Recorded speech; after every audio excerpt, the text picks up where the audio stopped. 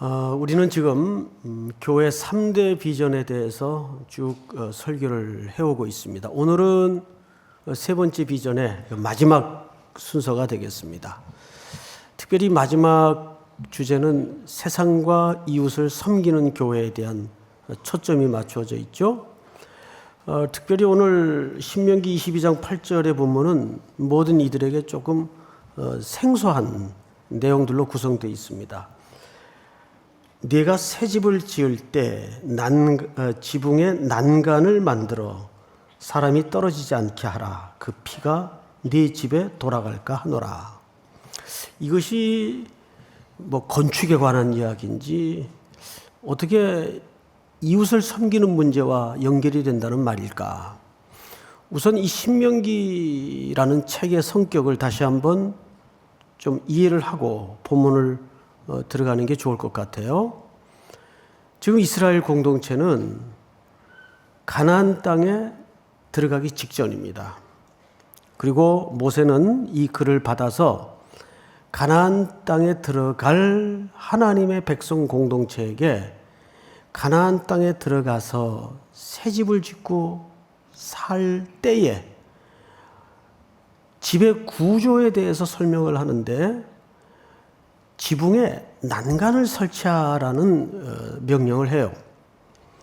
이 명령이 갖는 의미가 이 당시 공동체 차원에서 또는 오늘날 사회학적으로 우리에게 이웃을 섬기는 문제와 어떻게 연결이 될까? 우선 히브리인들의 집 구조를 좀 이해하는 게 필요할 것 같습니다. 그림 하나를 좀 볼까요? 이게 척 봐도 가난한 집처럼 보입니까? 좀 사는 집처럼 보입니까? 예, 사는 집처럼 보이죠? 예, 일부러 이런 그림을 채택을 했습니다. 그리고 이제 바깥쪽으로 사닥다리 하나가 보이죠? 예, 저것으로 이제 지붕에 올라가는 겁니다. 그러면 지붕은 우리네처럼 이렇게 비스듬히 돼 있는 게 아니고 평평하게 돼 있어요. 그러면 유대인들에게 지붕의 기능은 굉장히 다양합니다. 어린이 놀이터도 되고 또 사랑방 개념도 기능적으로 있고 여기에 담소도 이루어지고 손님이 올 경우에는 유숙하는 공간이 되기도 하고 아주 복합적 기능을 갖고 있어요. 그런데 지금 그림을 잘 보시면 난간이 설치되어 있습니다. 보이시죠? 예, 저렇게 설치하도록 한 이유가 있습니다. 우리 느헤미야 8장을 한번 띄워주세요. 그 이튿날 뭇 백성의 족장들과 제사장들과 레위 사람들이 율법의 말씀을 밝히 알고자 하여 학사 에스라에게 모여서 자, 이 본문은 바벨론 포로에서 돌아온 히브리인들이 무너진 황폐한 땅에 아무래도 건축을 새로 해야 되겠죠. 그리고 이제 말씀 부흥 운동이 일어났어요. 다음 절을 한번 보십시다. 그림은 걷어도 되겠습니다. 14절 시작. 율법에 기록된 바를 본즉 여호와께서 모세를 통하여 명령하시기를 이스라엘 자손은 일곱째 달 절기에 초막에서 거할지니라 하였고, 이 명령은 초막절에 관한 명령을 백성들에게 다시 교육하고 선포하고 있는 내용입니다. 15절 또 일렀을 때 모든 성읍과 예루살렘에 공포하여 이르기를 너희는 산에 가서 이제 초막절을 준비하는 구체적인 내용들이 등장하죠. 감람나무, 들감람나무 가지와 화석류 나무 가지와 종려나무 가지와 기타 무성한 나무 가지를 가져다가 기록한 바를 따라 초막을 지으라 하라 한지라. 자, 다음 절을 한번 보십시다. 다 같이 시작. 백성이 이에 나가서 나뭇가지를 가져다가 혹은 지붕 위에 혹은 뜰 안에 혹은 하나님의 전 뜰에 혹은 수문 광장에 혹은 에브라임 문 광장에 초막을 짓되. 이 본문을 잘 보시면 그 초막절을 지키기 위한 초막을 어디에 설치하도록 되어 있는가 하면 초입에 보니까 백성이 이에 나가서 나뭇가지를 가져다가 혹은 어딥니까? 그렇군요. 지붕에다가 초막을 설치하도록 돼 있어요. 그러면 이 초막은 임시 거처라 말입니다. 여기에서 최소한 일주일을 지내야 돼요. 그러니까 지붕에서 일주일간을 1년에 한 번은 반드시 삶을 살아야 됩니다. 모든 식구들이 초막에 임시 처소에 거주를 하는 거예요. 이 초막의 의미는 아시는 것처럼 애굽에서 건진받은 히브리인들이 아무것도 없는 생벌판에 광야 40년 동안 하나님께서 어떻게 먹이고 입히고 인도하셨는가를 절기를 만들어 후손들에게 가르치고 몸으로 체험하고 교육하는 매우 중요한 절기입니다. 근데 이걸 첫 번째 현장이 어디에 설치하도록 돼 있어요? 지붕에.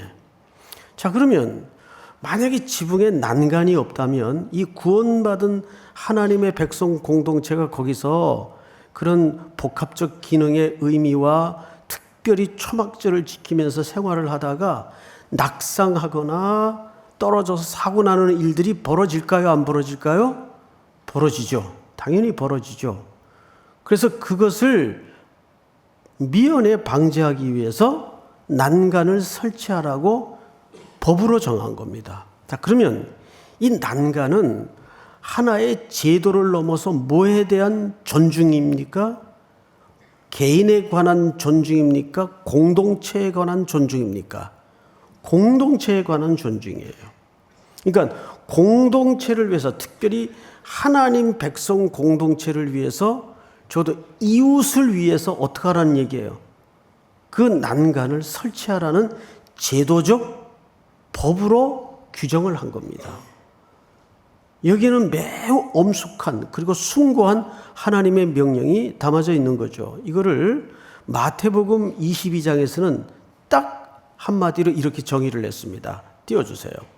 그 중에 한 율법사가 예수를 시험하여 묻되 선생님, 율법 중에서 어느 계명이 큽니까? 라고 질문을 했죠. 다음 절. 예수께서 이르시되 내 마음을 다하고 목숨을 다하고 뜻을 다하여 주 너희 하나님을 사랑하라 하셨으니. 다음 절. 이것이 크고 첫째 되는 계명이요 둘째도, 다 같이 시작.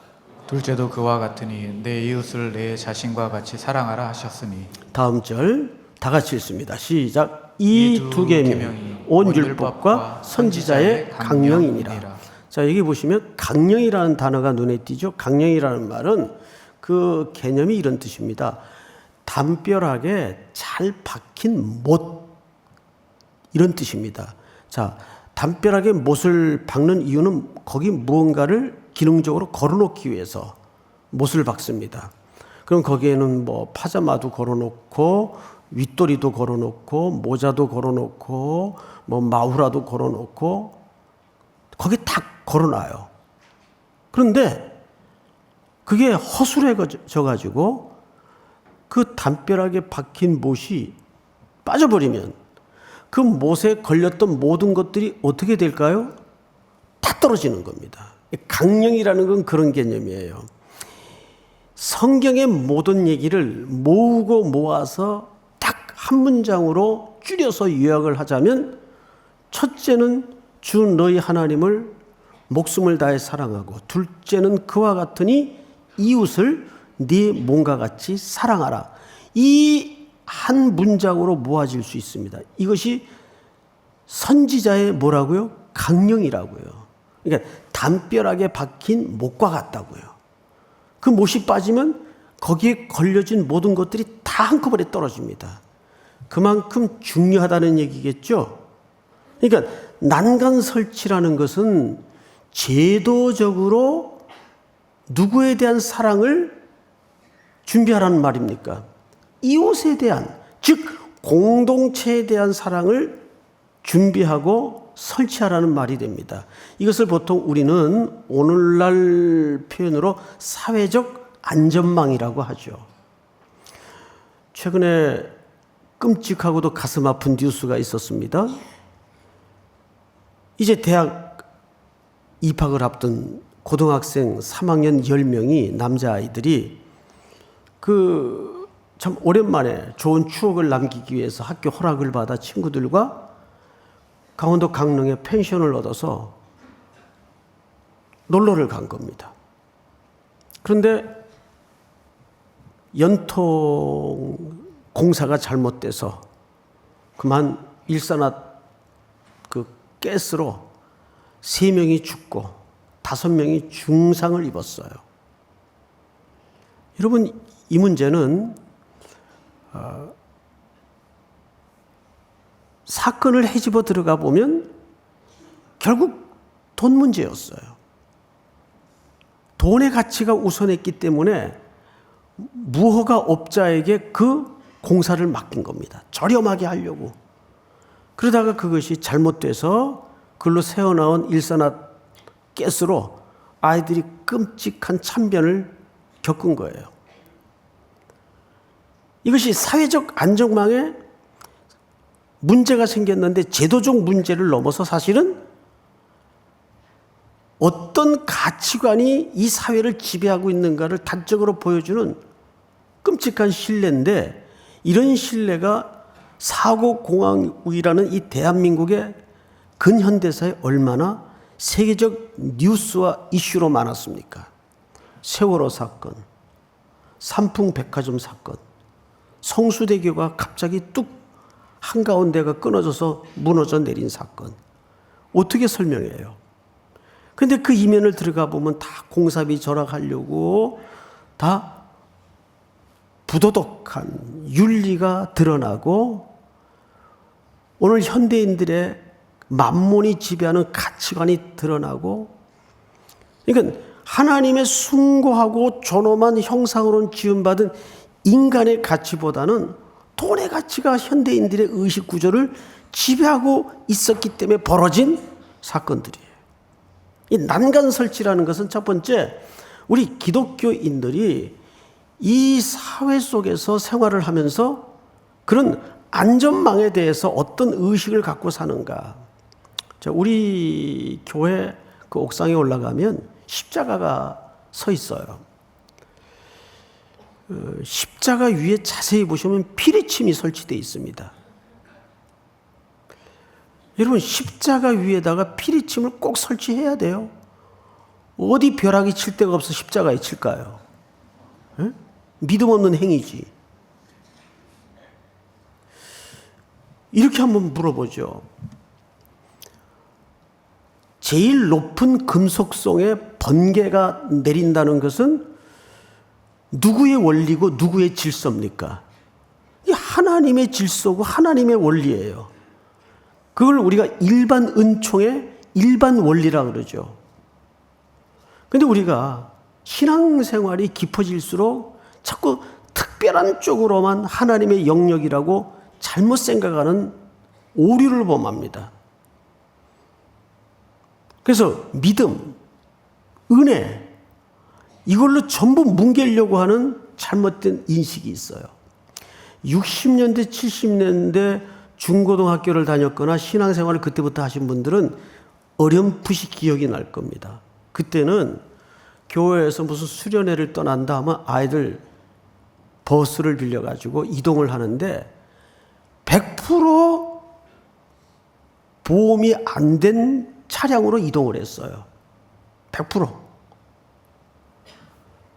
그 당시엔 오히려 교인들이 보험 같은 걸 들면 목사님한테 혼났어요. 어디 믿음이 없어. 이 보험 같은 걸 들고 그러냐고 야단을 치고 그래서 이제 지금도 설교 중에 그런 설교를 들었던 기억이 새록새록 납니다. 보험 같은 거 들면 야단 맞았어요, 여러분. 믿음 없다고. 물론 오늘 설교가 그래서 보험을 들자 이렇게 이렇게 방향이 잘못되면 안 돼요. 이건 보험의 문제가 아니라 우리가 최소한 사람이 준비해야 할 이웃에 대한 배려. 실제 제 제자 하나가 유학을 갔는데 남매를 둔 제자였어요. 자기 출석하던 교회도 아니고 이웃의 교회에 아이들 캠핑 간다고 거기 딸려 보낸 겁니다. 근데 그 교회에서 이제 버스를 하나, 어떤 사설 버스였던 것 같아요. 태워가지고 애들을 아주 협곡으로 이렇게 차를 몰다가 낭떠러지게 버스가 구른 거예요. 그러니까 굉장히 미국에서도 큰 끔찍한 뉴스였고, 한국 사람들이 많이 탔으니까 한국에서도 그 뉴스 시간에 나왔던 내용들입니다. 오래된 내용인데, 그만 그 사고에 그 동생, 그 남매 중에 동생이 딸인데 걔가 아주 크게 뇌를 다쳐서 지금도 회복이 안 돼요.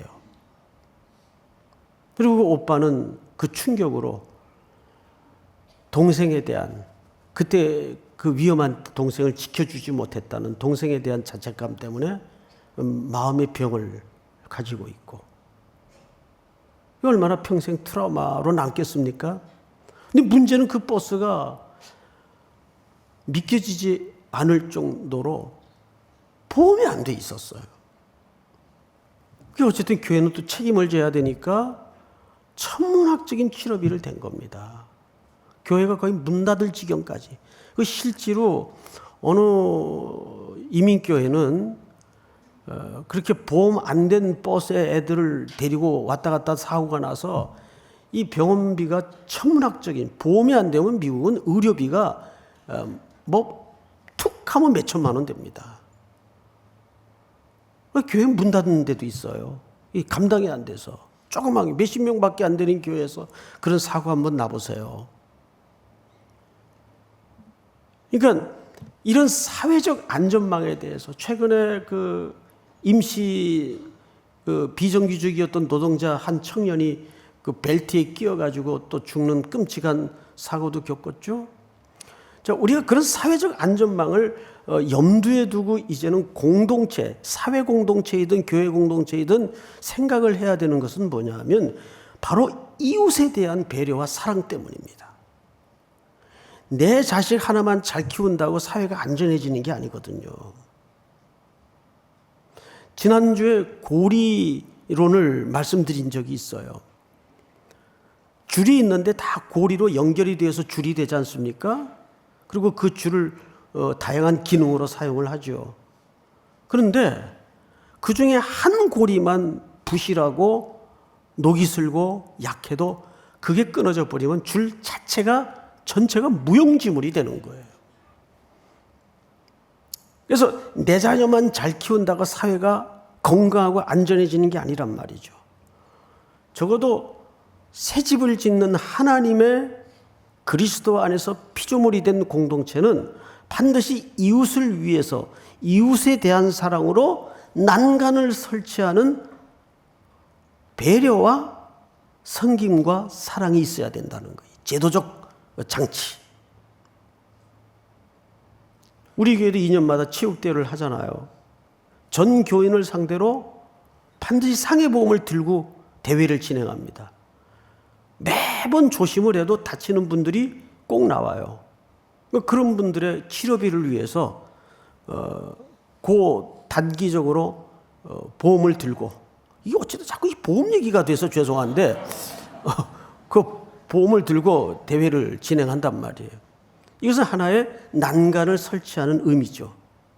근데 이런 것이 과연 그런 영역에만 있을까요? 그러면 제도 다 됐으면 다 손 털고 끝나는 겁니까? 그렇지 않습니다. 이걸 조금 더 의미적으로 들어가 보면 지금 이 사회는 시한폭탄들이 너무 많아요. 위험한 게 너무 많습니다. 우리가 평소에 인식을 안 하고 살아서 그렇지. 마음에 분노를 품고 절규를 하면서 누가 나 한번 건드리기만 해봐라. 나 자폭한다. 이런 마음을 가지고 일터로 출근하는 청춘들이 너무 많습니다. 그럴 때 그분들이 마지막 끈을 놔버리려고 할 때 그 일터에서 우리 그리스도인들은 그들이 기대어 쉼을 갖고 다시 한번 생각을 해볼 수 있는 난간 같은 역할을 하고 있는가? 이것은 단순히 제도와 물질을 넘어서는 개념이에요. 우리가 그들이 기댈 언덕이 되어주고 있는가? 난간 같은 역할을 하고 있는가? 가끔 그 신문에 또는 뉴스에 끔찍한 사고가 보도되죠. 남매를 둔 엄마가 월세 낼 돈이 없어서 그 몇 푼 안 되는 돈을 남기고 유서를 써놓고 죽는. 그러면 이게 그 사람만의 책임은 아니라는 얘기예요. 그 사람이 그 마지막 숨조차 쉴 수 없을 정도로 사회가 난관 역할을 못한 거죠. 그래서 티모시 켈러라는 목사님은 그분 책에 이런 참 많은 생각을 갖게 하는 글이 하나 있더라고요. 제발 교회 부흥을 위해서 기도하지 마라. 도시 부흥을 위해서 기도해라. 그 도시에 교회가 존재하고 그리스도인이 존재함으로써 썩은 냄새가 나던 곳에 생명의 싹이 돋아나고 냉기가 흐르던 곳에 온기가 회복되는 그런 세상과 그런 도시를 위해서 기도해야지 교회 부흥을 위해서 기도하지 마라. 많은 생각거리를 던져주는 글이라고 저는 봅니다. 제가 며칠 전에 인터넷을 이렇게 하다가 골목 식당 백종원 청파동에 떴다라는 기사가 있더라고요. 그래서 청파동 주민 아니에요. 제가 또 사명감을 가지고 기사를 봤죠. 했더니 저기 신광여고 꼭 못 미쳐. 묵은지 김밥 파는 다음 골목쯤 될 거예요. 숙대에 올라가는 그 뒷골목 쪽에. 가보니까 장사가 안 될 수밖에 없는 골목 분위기더라고요. 근데 이제 그 방송국에서 그쪽을 어떻게 이제 잡은 것 같아요. 근데 그 사연을 들어보니까 가게가 안 돼서 가게를 폐업하려고 내놓은 지가 3개월 된 식당인데 60이 넘은 노부부가 운영하는 식당이에요. 근데 백종원 씨가 그 가게 들어가서 그분이 만든 냉면을 먹다가 방송을 포기하고 싶을 정도로 맛에 반한 겁니다. 이분이 뒷배경을 보니까 오장동 냉면집에서 잔뼈가 굵은 분이에요. 진짜 이거 맛있다는 거예요. 그분이 이렇게 방송에서 이렇게 허튼 소리 하는 분은 아니잖아요. 그래서 무릎을 꿇고라도 자기가 이 맛을 좀 배우고 싶을 정도라는 극찬을 냈어요. 근데 이제 연세 드신 분들이 매니지먼트가 잘 안 되니까 장사가 안 된 거예요. 그 가게도 허름하고. 그래서 그 기사를 보고 이 집에 좀 한번 가봐야 되겠다고 이제 우리 목사님들 팀장 회의를 거기서 하려고 11시에 거기서 모이자고 단체 창에다가 공지를 띄웠어요. 그리고 11시에 가보니까 세상에 줄이 돌아 서 있는 거예요. 줄이. 골목 쫙 카메라가 수십 대씩 옥상에 골목에 구석구석 카메라가 안에 밖에 막. 근데 줄 쓴 시간이 아까워가지고 포기하고 갈 수가 없는 거예요. 그래서 어쨌든 한 1시간가량 줄을 선 끝에 들어가서 이제 그 매몰 비용 때문에 이걸 이제 경영학적으로 매몰 비용이라고 그래요. 그 줄 쓴 시간이 아까워가지고 포기를 하기가 아깝더라고요. 들어가서 이제 조보아 씨가 서빙하는 그 음식을 이제 먹으면서 난 그분이 가수인지 탤런트인지 몰랐어요. 근데 얼굴 주먹다시만한 분이 한 분 서빙을 하더라고요. 그리고 이제 목사님 9명이 다 사진이 찍혀가지고 이게 지금 방송에 나올 것 같아서 지금 걱정이 많아요, 제가. 근데 이거 피할 수가 없더라고요. 그리고 이제 온면, 냉면은 그 시간에 할 수가 없고 그래서 온면을 이제 먹고 나오는 길에 이런 생각을 해봤어요. 우리 삼일교회가 이곳에 터잡고 지낸 세월이 60년이 넘는데 우리 교회 때문에 이 지역사회가 얼마나 온기가 회복이 되고 얼마나 상권이 살아나고 또 공고한 지역에 난간 같은 역할을 감당해 왔는가 하는 좀 자성 비슷한 마음이 들어오더라고요. 그 방송국 한 팀이 그 골목 딱 하나 접수하니까 문 닫을 뻔했던 가게가 그렇게 뭐 요즘 표현으로 하자면 대박이 나는데, 우리 교회가 이 지역사회에서 그 정도의 자리매김을 좀 해왔나 하는 자성의 생각도 들면서, 이것은 난간을 설치하는 제도의 문제를 넘어서 우리가 머물러 사는 삶의 현장에서 마지막 기댈 수 있는 그 난간 같은 순종의 삶이 분명히 있어야 된다는 거죠. 지금 우리 일터 또 캠퍼스 현장에 보면 정말 아슬아슬한 인생들이 많거든요. 잘못 건드리면 터져버릴 것 같은 시한폭탄 같은 인생들이 많거든요. 그럴 때 그 사람들이, 그래, 내가 이 마지막 끈을 놓기 전에 그 친구 한번 찾아가 보자, 그렇게 마음에 떠오르고 머리에 기억이 나는 인생에 내가 돼 있는가. 그래서 예수님은 이런 얘기를 했어요. 요한복음 13장 1절에 보면 한번 띄워주세요. 다 같이 한번 읽겠습니다. 요한복음 13장 1절 시작. 유월절 전에 예수께서 자기가 세상을 떠나 아버지께로 돌아가실 때가 이른 줄 아시고 세상에 있는 자기 사람들을 사랑하시되 끝까지 사랑하시니라. 이 본문을 잘 보시면 2000년 전 예수님은 이 땅에 죽음이 가득하고 길이 없던 땅에 대신 제물이 되어주시고 길이 되기 위해서 오셨어요. 그리고 그렇게 십자가 제단에 자기 온몸을 드리셨습니다. 근데 여기 본문에 보니까 세상에 있는 자기 사람들을 사랑하시되 어떻게 사랑하신다고요? 끝까지 사랑하시니라. 우리에게 난간의 역할까지 예수님은 해주신 거예요. 그렇다면 그 은혜를 누리고 입은 우리들은 어떻게 해야 될까요? 그 삶의 길로 우리를 요구하고 있다는 거죠. 아까 말씀드린 그 티모시 켈러라는 분은 그리스도인들에겐 두 가지 그리스도인들이 있다. 첫째는 구원을 얻기 위해서 선한 일을 하는 사람이 있고, 두 번째는 구원을 얻었기 때문에 그 은혜와 사랑과 감사로 선한 일을 하는 사람이 있다. 우리는 어느 쪽이어야 될까요? 후자죠. 우리가 내 주변에 난간의 역할을 해야 돼요. 이 위험이 여기저기 도사리고 있는, 웅크리고 있는 삶의 현장에서 그리스도인들의 역할은 그 마지막 마지노선이 돼야 되고 마지막 난간이 돼야 됩니다. 여러분, 그것은 제도를 넘어서 우리에게 요구하는 그리스도인으로서의 삶의 태도를 얘기하는 거예요. 근데 이것은 사람에게 도움을 준다는 건 제일 필요한 게 뭔지 아세요? 타이밍이에요. 타이밍.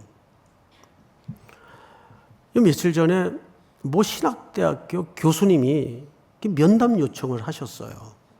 무슨 일인가 하고 한 2번 연기한 끝에 어렵게 시간을 맞춰서 이제 목양실에 찾아오셨습니다. 무슨 일이시죠? 그랬더니 뭐 저랑 이렇게 깊은 교제가 있는 교수님이 아니에요. 그냥 알고는 지내는 분인데 무슨 일이시죠? 그랬더니 머뭇머뭇하고 말 꺼내기를 어려워하세요. 목사님, 저희 신학대학이 교단 배경이 없는 거 아시죠? 그렇죠. 교단 배경이 없는 학교예요. 그러다 보니까 학교 재정이 일절 다른데 후원금이 없고 학생들 등록금으로만 교수님들 월급 주고 운영이 되는 학교인데 참 내용으로는 알찬 학교입니다. 그런데 학교가 세워진 지가 오래됐어요. 그러니까 여기저기 뭐 보완해야 될 일들이 자꾸 발생하겠죠. 근데 이제 찾아온 이유는 뭐냐면 자기 학교에 그 장애인 학생들이 있어서 장애인 엘리베이터를 설치한 지가 오래됐는데 이게 이제 오래되고 노후가 돼서 자꾸 오르락내리락 하다가 툭툭 선다는 거예요. 자기도 한번 장애인 학생하고 탔다가 거기 갇힌 적이 있대요. 이걸 어떻게 위험을 방지하기 위해서 이걸 바꿔야 되는데 목사님 저희에게 돈이 없습니다. 그래서 총장님이 3일 교회를 좀 찾아가 보라 그래서 찾아온 겁니다. 저는 이제 그 도움을 요청하는 일들이 참 많잖아요. 교회다 보니까. 근데 이제까지 제 기억으로 한 번도 거절을 해본 기억은 없어요. 이렇게 얘기를 하죠. 예, 알겠습니다. 아니면 예, 의논해보죠. 이 두 마디를 항상 대답을 드립니다. 그리고 아직 의논을 못했어요. 아직. 근데 사고는 예고하고 나는 게 아니잖아요. 그러니까 그런 도움은 사실 얼마를 도와주냐는 문제보다는 적소, 이게 타이밍이거든요. 이제 고민을 또 해봐야 돼요. 어쨌든 조금이라도 그 새 엘리베이터를 설치하는데 도움을 드려야 되지 않을까 하는 생각을 갖고 있습니다. 어떤 모양으로든 함께 해야 되겠죠. 그것이 사실 안전망이에요. 이웃에 대한 섬김과 배려 차원이란 말이에요. 그래서 너희가 새 집을 지을 때, 가나안 땅에 들어가서 새 집을 지을 때 지붕에 난간을 설치하라. 이것은 두 가지 의미가 있는 거죠. 첫째는 이웃에 대한 배려 차원에서 제도를 만들어야 된다는 거예요. 꼭 보험의 문제가 아니라 다른 차원에서라도 그런 제도가 보완되지 않고 만들어지지 않았기 까닭에 벌어지는 인명경시, 끔찍한 사고 얼마나 많이 보도가 됩니까? 그리고 두 번째는 제도가 만들어졌다고 손 털고 우리의 임무가 끝나는 게 아니라 정말 필요한 것은 제도를 넘어서 하나님의 존엄한 형상대로 지음을 받은 그 이웃에 대한 존중이라고요. 생명에 대한 존중감이라고요. 그것이 세상을 섬기고 이웃을 섬기는 교회적 차원에서의 책임입니다. 개인적 차원에서의 책임입니다. 티모시 켈러의 말을 꼭 빌리지 않더라도 교회 부흥도 중요하지만 정말 필요한 것은 내가 사는 그 삶의 현장, 도시의 부흥, 이 냉기만 흐르는 죽음의 냄새만 매일 피어나는 이 도시에 머무는 그리스도인들이 자기 삶의 현장에서 마지막 난간이 되어준다는 마음으로 삶을 살아낼 수 있다면 2018년 성탄의 의미는 온전히 회복되지 않을까. 우리 시간 다 같이 한번 일어나셔서 주는 완전합니다. 우리 찬양하고 기도하고 마치겠습니다.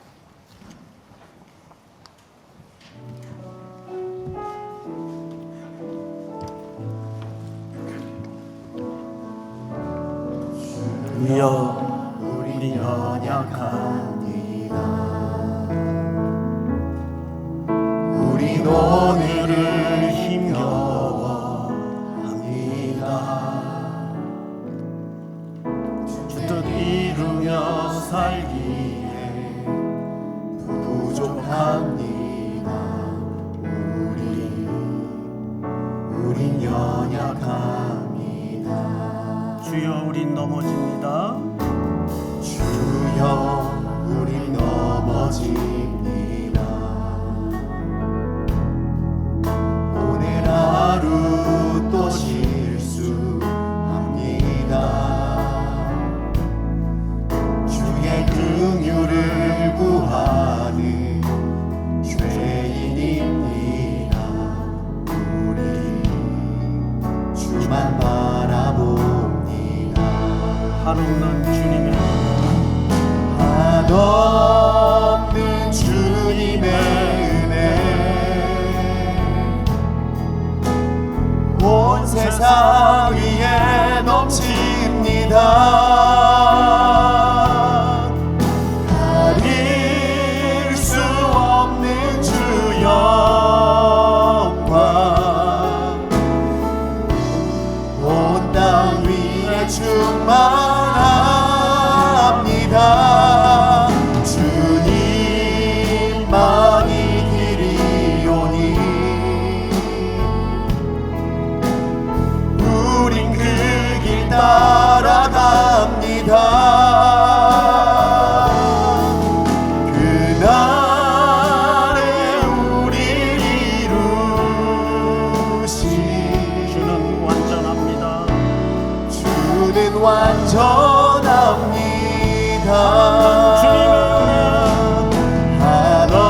한없는 주님의 은혜 온 세상 위에 넘칩니다. 가릴 수 없는 주 영광